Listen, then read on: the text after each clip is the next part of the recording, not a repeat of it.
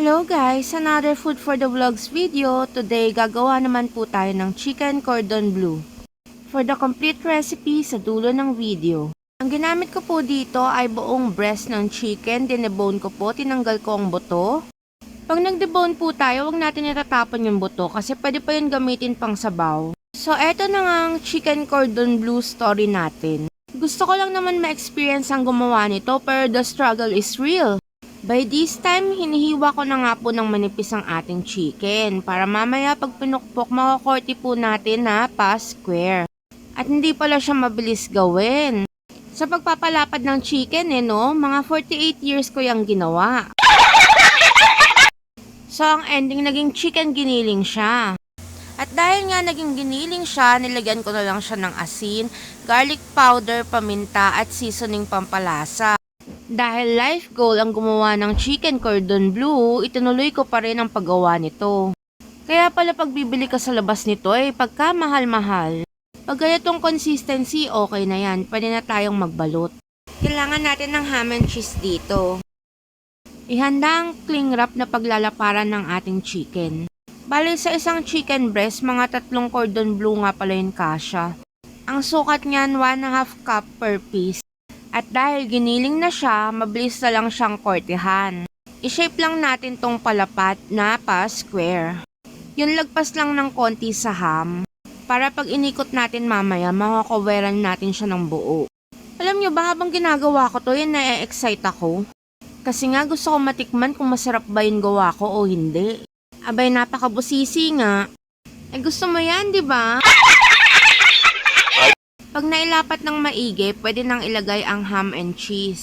Ganyan cheese pala yung ginamit ko. Bali bloke siya tapos siniwa ko lang ng paganyan. Pwede rin ng sliced cheese kaso lang yan ang available sa amin. Ayan na, irorolyo na natin para kang nagrolyo ng embutido.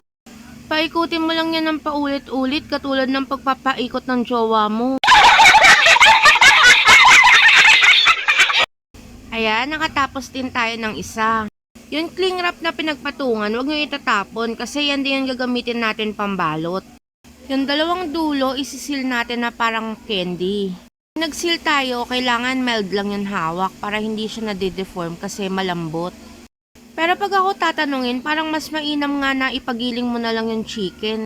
Para titimplahan na tuhulmahin mo na lang. Nakagawa ko ng 3, ilalagay ko na to sa freezer para tumigas. Overnight chill lang ang ginawa ko, ngayon magko-coat na tayo. Ang gamit ko dyan, isang itlog, harina at breadcrumbs. Niligyan ko lang ng asin ng itlog, ang harina wala ng timpla.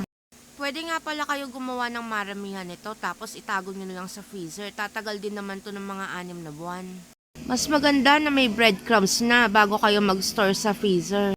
Para paglulutuin nyo na lang, ipiprito nyo na lang.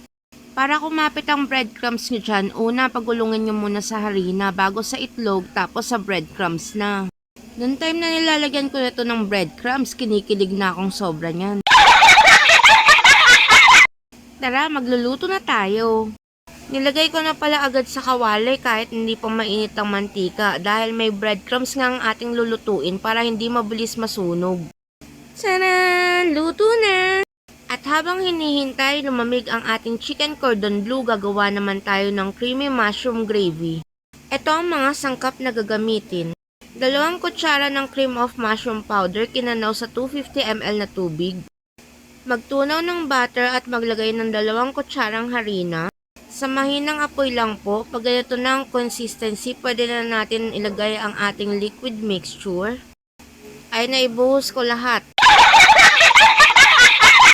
Pag mukhang gravy na po siya, pwede na natin ilagay ang ating mushroom, toyo at pork cubes. Kalahating pork cubes lang yung ginamit ko. Ilagay na rin natin ng gatas para sabay sa paghalo. Dagdagan natin ito ng konting tubig dahil sobrang lapot. Tara, magpa-plating na tayo.